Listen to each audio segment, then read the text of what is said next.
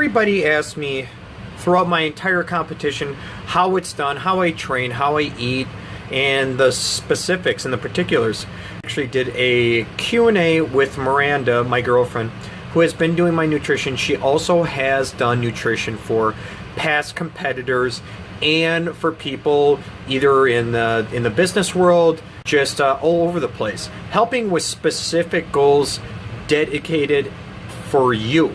The link for Miranda, so you can ask her some messages also about the nutrition, the food, because again, this is all specifically towards your goals. So enjoy the Q&A with Miranda, and then of course we'll talk to you soon.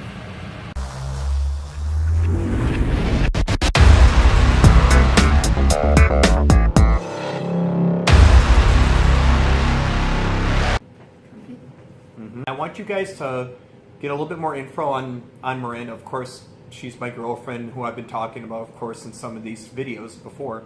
But I want you guys to understand what she's been doing for me, and then kind of giving her perspective on my competition prep and others as well. So let everybody know about your background information. I'm Miranda, and I'm the nutritional coach and macro provider, I guess, for Garrett. I've done several other competitors in bikini and physique, and I do all the athletes for Gain City Athletics. We're just going to jump into 3 questions. This is the most questions that we received too, so we're going to jump in the first one. From the outside in, what does it take to compete? Perseverance. Yeah? You know that. Yeah. Psychologically, I think that a lot of new competitors think that it's just eat the right foods, go to the gym, and that's it. Then walk on stage 8 weeks later. Right. But in reality, your first competition can be 20 weeks out, 30 weeks out, 12 weeks out. It just totally depends on where you start. When I was 225 pounds last year, I had this image, or we had this image, that I wanted to be as lean as possible. But the steps to take in that entire journey was very crucial. And you did. Yeah. I had a number to start Yep. of what weight I wanted you at. Yep. And that's where you ended up. And I followed her lead. The trust factor was there, which you need to trust. You have to understand trust. And eventually, we succeeded. On to number 2. What's the biggest difference that you've seen between men and women competitors? I think it's the fad. Bikini competitors especially, not to knock on them, but a lot of the girls think that they're going to be a bikini competitor and lose 50 pounds. They think they're going to walk on stage and all the guys are going to like them. Mm-hmm. I haven't seen that in men. Men I see, oh, I've lost 50 pounds, wow, look at me. Mm-hmm. But none of the top competitors act like that, in either bikini or physique. It takes a lot of determination to decide that you're going to cut down to a certain weight so Mm-hmm. you only have muscle left. And that's the sport. You have to be a little bit OCD. You have to be a type A personality to succeed. You know that. Yeah. So we won't take on somebody who's not serious. Correct. And I think that defines a good coach from a bad coach. If there's a difference, honestly, I don't think it's a male-female dynamic. I just think it's more of the mental aspect and doing it for the right reasons. Right, and that's how you pick your coach. Correct. Number 3. So what is your advice for men or women that are thinking about going into competing? Find a coach. That's a good one. That's a good one. Find somebody who's in your corner. So much of competing is psychological. Things that competitors endure are past what kind of food to eat, are past what kind of training. I mean, you can do 100 side lateral raises and have great medial delts, but that doesn't mean that when you walk across stage, your medial delts are going to be popping. Right. You can grow 2 inches on your medial delts, but psychologically you'll think that you've not gained a single inch. Sure.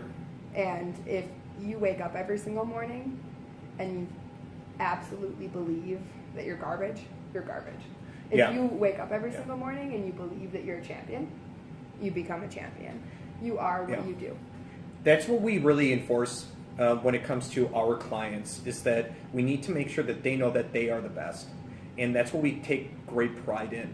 We've had some past competitors that switched because of us, because they've had coaches in the past that treated them like dirt. They never talked to them. They would give them plans that seemed like they were copy and pasted. There was even one competitor of ours that she got a plan and a diet plan that was so bad she actually was rebounding. So she was gaining more weight when she was trying to cut for her show.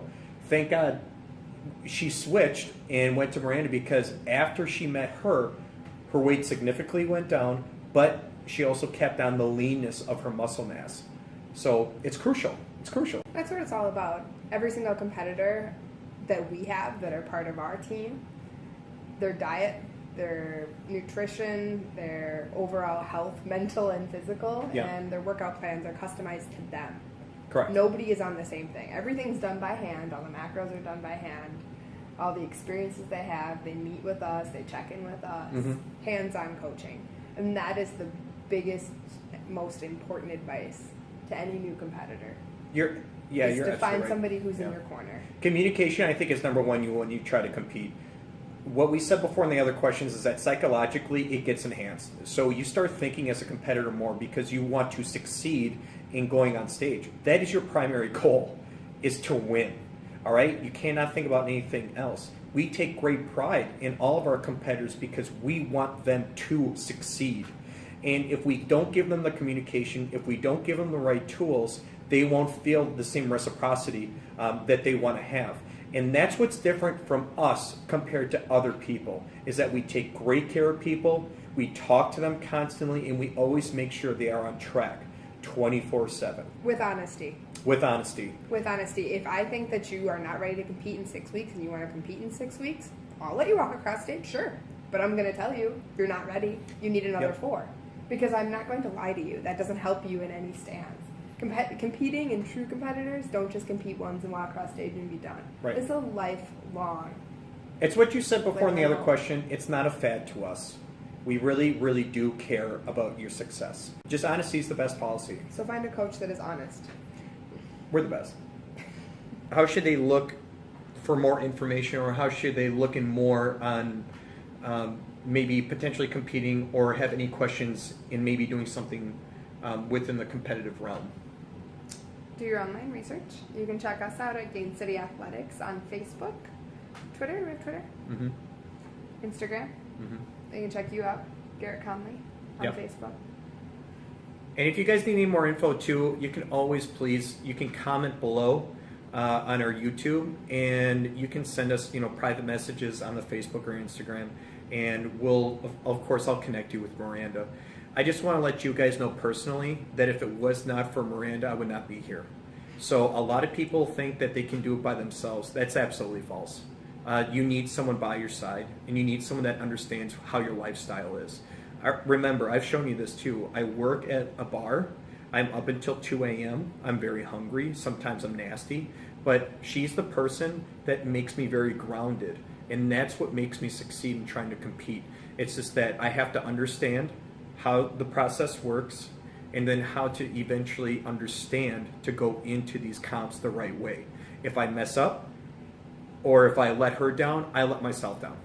So I want you guys to know that if you are thinking about it, we're here for you. We're here for you. We're very compassionate, and we're very, very passionate about your goals.